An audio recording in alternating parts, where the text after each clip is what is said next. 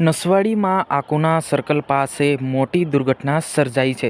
નમસ્કાર મિત્રો, વિડીયોમાં તમારું સ્વાગત છે। સૌથી મોટા સમાચાર આપણને મળી રહ્યા છે। છોટાઉદેપુર જિલ્લાના નસવાડી તાલુકાના આકુના સર્કલ પાસે મોટી દુર્ઘટના સર્જાઈ છે। જેમ કે એક ઇકો ગાડી છે અને એક કાર છે, બંને જે દુર્ઘટના સર્જાઈ છે અને જોરદાર ટક્કર થઈ છે। આની અંદર કેટલા લોકોને વાગ્યું અને કેવી રીતના બનાવ બન્યો, આ તમામ ઘટના આપણે જાણવાની કોશિશ કરીશું। વિડીયોને છેલ્લે સુધી જોજો અને ચેનલ પર નવા આવ્યા હોય તો ચેનલને સબસ્ક્રાઈબ કરી નાખજો। હું તમારો દોસ્ત શૈલેષ બિલ। મિત્રો, વાત કરવામાં આવે તો આજે લગભગ 4 વાગ્યાની આજુબાજુ આજે ઘટના બની છે।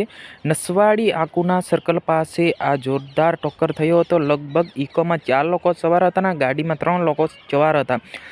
ચાર જે ઇકોમાં જે સવાર હતા ચારે 4 લોકોને ગંભીર ઈજા થઈ અને તાત્કાલિક આરોગ્ય નસવાડી ખાતે એમને ખસેડવામાં આવ્યા હતા અને સાથે સાથે ગાડીમાં 3 લોકો જે બેઠા હતા એ ત્રણે પણ બોડેલી ખાતે સારવાર માટે ખસેડવામાં આવ્યા છે। જી હા મિત્રો, મોટી દુર્ઘટના સર્જાઈ છે।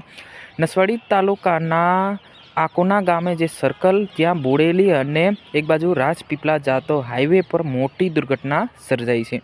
એક બાજુ ઇકો ગાડી છે, એક બાજુ કાર એક આવી રહી હતી ત્યારે ઝડપી કાર હોવાના કારણે આ મોટી દુર્ઘટના સર્જાઈ છે। બંને જે વાહન ચાલક છે એને બંનેને ઈજા થઈને તાત્કાલિક નસવાડી આરોગ્ય કેન્દ્ર ખાતે એમને ખસેડવામાં આવ્યા હતા અને સામાન્ય ઈજા થઈ હોવાના સમાચાર આપણને મળી રહ્યા છે। જી હા મિત્રો, આપણે ગુજરાતની તમામ જે ઘટનાઓ આપણે આ ચેનલ પર જોઈ રહ્યા છે।